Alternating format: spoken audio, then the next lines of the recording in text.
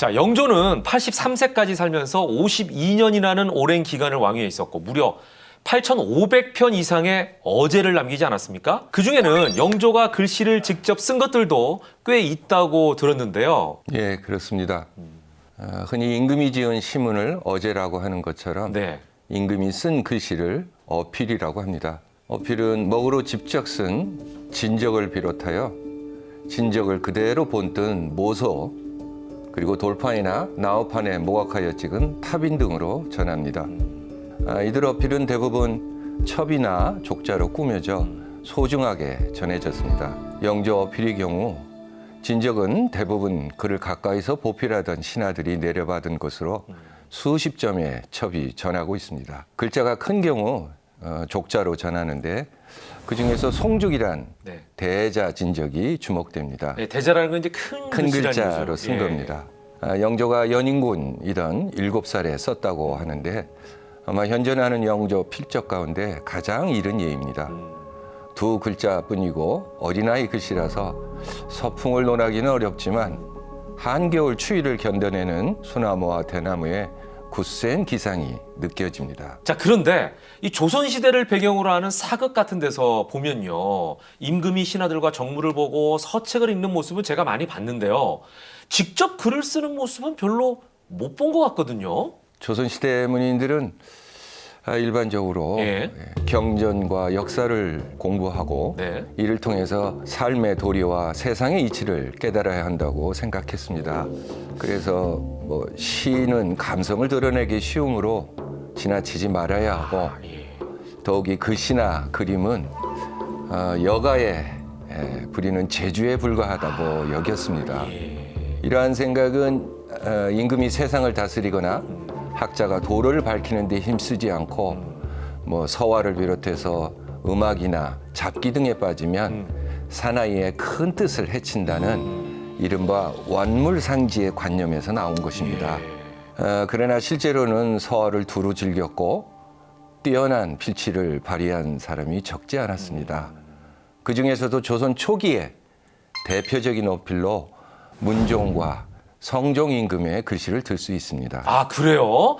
뭘 잘 모르는 제가 보기에도 굉장히 화려한 글씨체다. 이런 느낌이 들어요. 예, 두 분의 예. 임금의 어필에 대해서는 아마 조선 전기의 문인이던 네. 기만노가 용청 담적기라고 하는 글에서 이렇게 말한 바가 있습니다.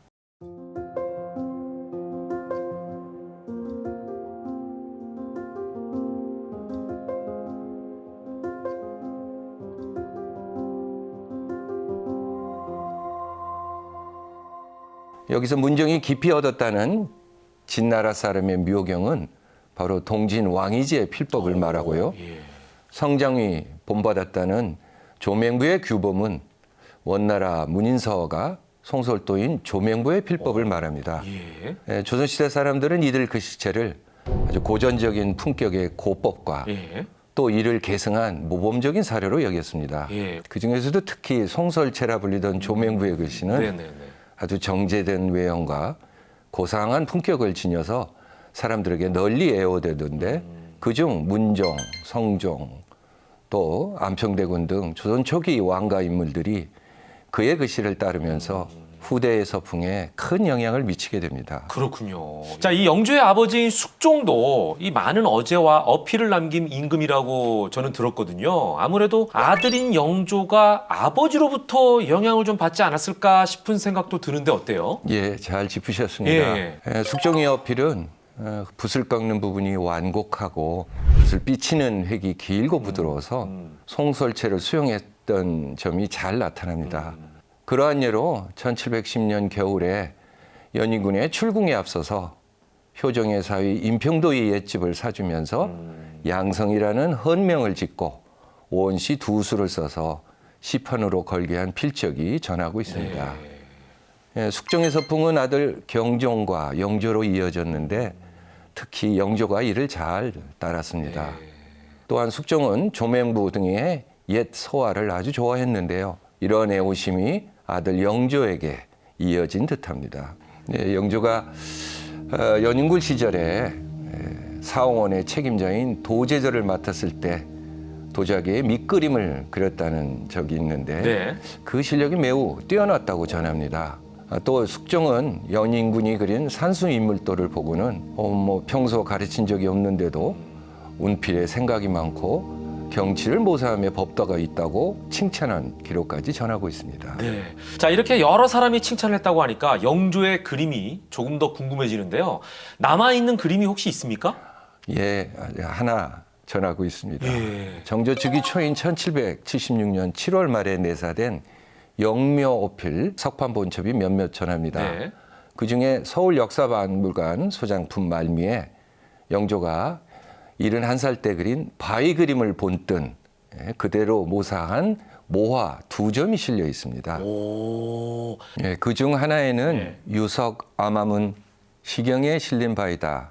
주나라 대부 가보가 백성을 공평하게 다스리지 않는 정승 태사윤 씨의 실정을 풍자한 말입니다. 다른 하나에는 고의 미남은 서전의 타 이름이다. 서전 주소 소고의 구절로 주나라 원로 재상이던 소공이 어린 성왕에게 백성은 비록 미미한 존재이지만 지극히 두려운 바이므로 혹여라도 백성의 어려움을 돌보는 일을 미루지 말라고 아뢰는 말입니다. 말하자면 임금은 하늘을 두려워하듯 백성을 두려워하며 네. 그들의 어려움을 생각하고 그들을 구제해야 한다는 뜻입니다. 네.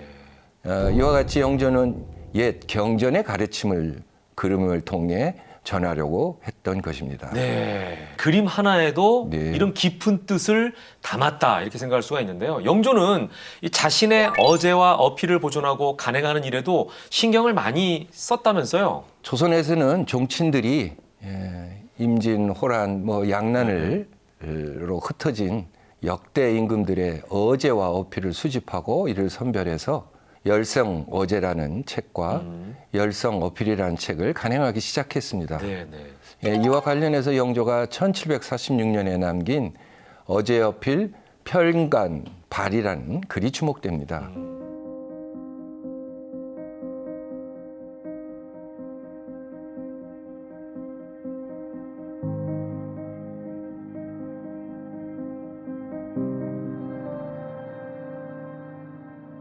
영조는 이러한 뜻에서 자신의 어제를 미리 편집해 두었고 자신의 어필을 미리 간행해 둔 것입니다.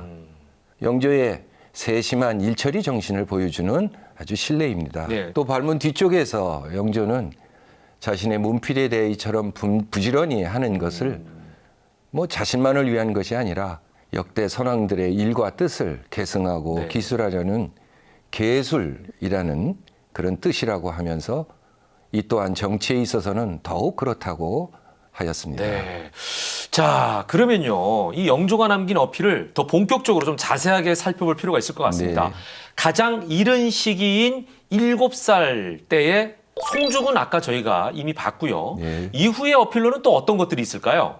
예, 영조는 1721년 8월 20일 28살의 나이로 네네네. 왕세제에 봉해졌습니다. 예. 그러기 바로 전해의 필적으로 1720년 5월에 경상도 통영의 수군 통제사 미남에게 보낸 감사 편지가 전해지고 있습니다. 네.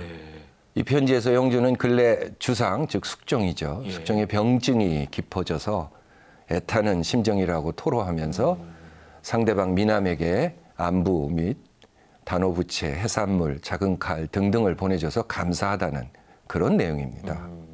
또 1721년 4월 22일 생모 숙빈채 씨의 묘표 받침돌 앞면에 쓴 숙빈채 씨 묘표 농대기가 있습니다. 1718년 숙빈 초장 때의 받침돌에 작은 틈이 생기자 이를 새 돌로 바꾸면서 남긴 네. 필적입니다. 예. 한국학중앙연구원 장서각에는 당시 연인군이 붉은색으로 자획을 수정한 탑본과 수정 뒤의 탑본이 함께 전하고 있습니다. 네.